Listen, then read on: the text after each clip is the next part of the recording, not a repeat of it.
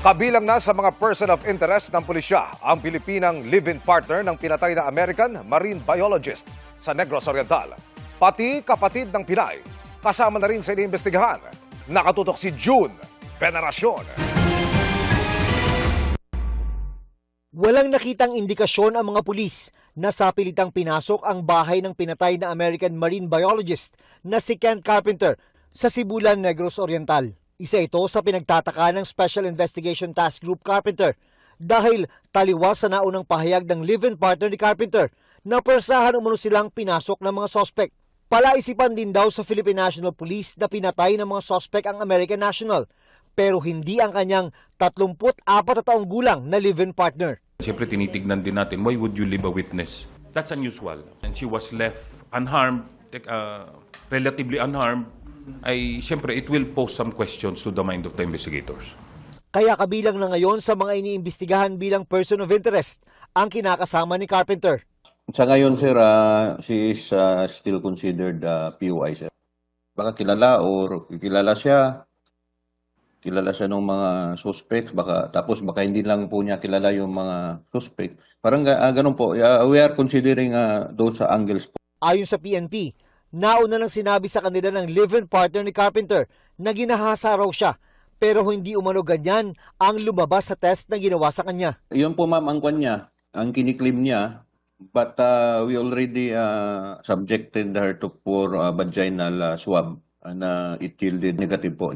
Ayon sa pulisya, 7 taon nang nagsasama si Carpenter at ang kanyang partner at wala umanong away sa kanilang pagkakaalam. Pati kapatid ng Pinay ay itinuturing na rin ng PNP na person of interest. Isa umano kasi ito sa madalas magpunta sa bahay ng American national.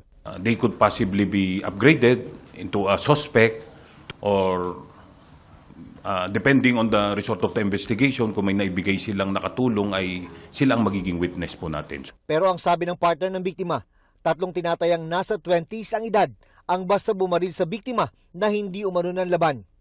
Bukod sa mga gamit gaya ng laptop, tinangay umano nila ang cash ni Carpenter na umabot sa 75,000 pesos. Kaya robbery pa rin ang motibong tinututukan ng pulisya. Pero hindi inaalis ng PNP ang ibang posibleng anggulo. Inaalam pa rin ng pulisya kung sino ang 3 sinasabi ng partner na suspect.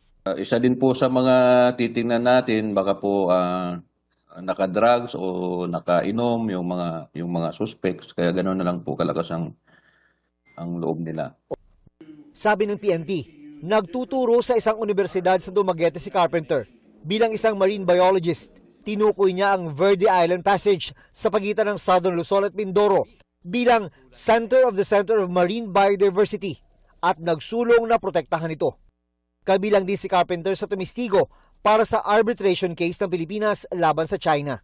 We are looking at all angles. Smart na yung mga criminals natin ngayon.